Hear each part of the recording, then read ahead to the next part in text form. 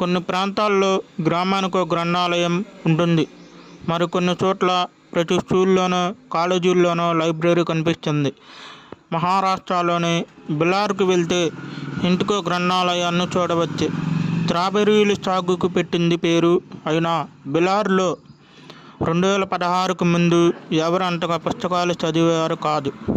తమ గ్రామానికి ఏదైనా ప్రత్యేక ఉండాలని భావించిన ఆ గ్రామ సర్పంచ్ పుస్తకాలను చదివే దిశగా గ్రామస్తులను ప్రోత్సహించాడు.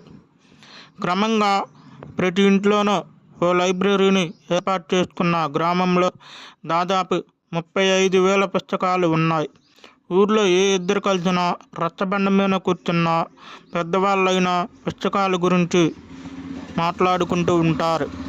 వయోజన విద్య ద్వారా 100% అక్షరాస్యతను సాధించిన గ్రామంలో చాలామంది